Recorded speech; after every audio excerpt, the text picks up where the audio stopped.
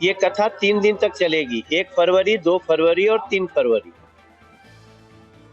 सभी को आने के लिए हम प्रार्थना करते हैं।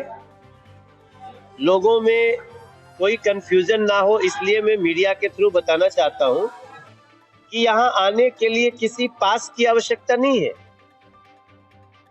यहाँ सबको निःशुल्क और बिल्कुल आराम से बैठने के लिए, हमें ये बात कहते हुए बड़ी अच्छा लग रहा है कि हम लोग अब तक देश का सबसे बड़ा पंडाल लगाए। दर्शकों, मैं आपको बता दूं, जैसे कि 2024 में लोकसभा चुनाव सर पर हैं, तो ऐसे में हर राजनीतिक पार्टी ये चाहती है कि किसी न तरीके से हिंदू वोट बैंक को भुनाया जाए। आप देख रहे हैं कि 22 जनवरी को राम मंदिर प्राण प्रतिष्ठा के दौरान जब किस तरह से पूरा देश एक तरह से राम मंदिर पर उमड़ पड़ा, तो ऐसी ही राजनीति मुझे उत्तर पूर्वी ज़िले में देखने को मिल रही है, जहाँ लोकसभा चुनाव की तैयारियाँ, इसे आप कह भी सकते हैं और नहीं भी। आपको बता दूं कि यमुना करतार नगर के सामने 4 पुस्ते पर बागेश्वर धाम बाबा की कथा का आयोजन कराया जा रहा है, जिसमें मनोज तिवारी जो है उत्तर पूर्वी ज़िले से सांसद, उनके सौजन्य से कथा का आयोजन करा रहा है। बहुत सारे जो देख सकते हैं पूरा सेटअप एक तरह से लगा दिया गया है और इस कथा के लिए सारी जो चाक चौबंद बंदोबस्त जो यहाँ किए गए, सिक्योरिटी के बंदोबस्त किए गए हैं। लेकिन आप एक टेक्निकल पॉइंट देखिएगा कि चुनाव आते ही ऐसी कथाओं का आयोजन किया जाता है।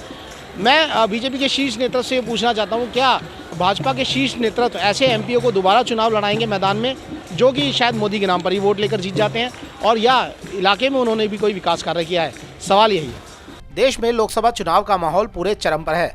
ऐसे में एक तरफ जहां भाजपा ने बीती 22 जनवरी को राम मंदिर प्राण प्रतिष्ठा करके पूरे देश को हिंदुत्व की सूत्र में बांध दिया, तो वहीं भाजपा के नेताओं ने भी अपने अपने क्षेत्र में इस बात को भुनाने की पूरी सौगंध खा ली है। ऐसा प्रतीत होता है कि मानो इस बार भाजपा की नजर दिल्ली की लोकसभा सीटों को जीतने के लिए और भी पैनी हो गई है। पहले ही दिल्ली की 7 लोकसभा सीट पर भाजपा का कब्जा है, पर इस बार दिल्ली का लोकसभा चुनाव कुछ कम चिंताजनक नहीं होगा।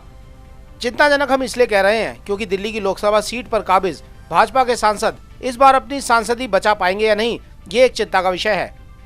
दिल्ली लोकसभा निर्वाचन क्षेत्रों में 3 लोकसभा सीट ऐसी हैं जिन पर बीजेपी को जीतने के लिए ज्यादा मेहनत करनी पड़ेगी, जिनमें पूर्वी दिल्ली से सांसद गौतम गंभीर, उत्तर पूर्वी जिले से सांसद मनोज तिवारी और उत्तर पश्चिमी दिल्ली से सांसद हंसराज हंस का नाम शामिल है।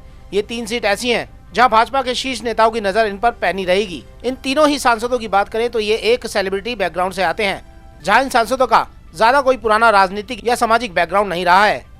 ऐसे में मोदी के नाम पर मिलने वाली जीत को क्या ये सांसद आगे भी बदस्तूर जारी रख पाएंगे?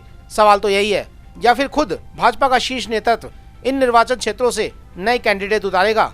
यह भी देखना उत्साहजनक होगा।